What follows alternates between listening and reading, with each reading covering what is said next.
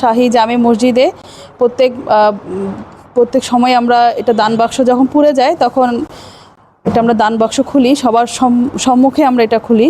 তো সেক্ষেত্রে এবার আমরা 2.5 মাস পরে এই দান বাক্সটি খুললাম।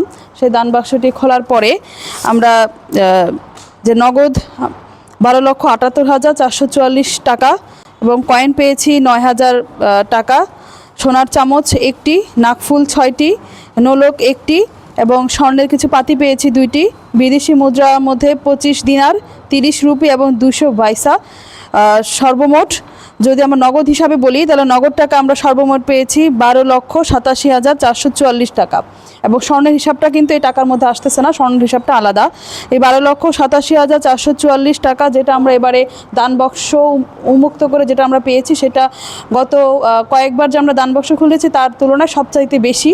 আমরা মনে করছি যে এবার আমরা যে দান বাক্স পেয়েছি সেটা আমরা পরিমাণটা আমরা বেশি পেয়েছি।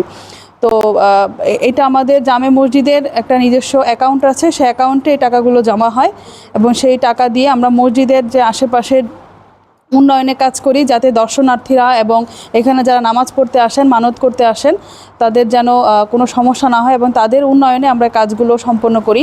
তো আমরা এবারেও আমরা বেশ কিছু সমস্যা চিহ্নিত করেছি। সেই সমস্যাগুলো নিয়ে এই আগামী সপ্তাহে আমরা একটা সভা দিব। সেই সভার মাধ্যমে সামনের যে প্রকল্পগুলো আমরা নিব সেই প্রকল্পগুলো আমরা সম্পন্ন করব এবং সর্বাধিক স্বচ্ছতার সাথে আমরা এই প্রকল্পগুলো আমরা সম্পন্ন করব, যাতে এই শাহী জামে মসজিদে এসে কোনো দর্শনার্থী বা কোনো যারা এখানে যারা নামাজ পড়তে আসেন তাদের জন্য কোনো ধরনের কোনো সমস্যা না হয়।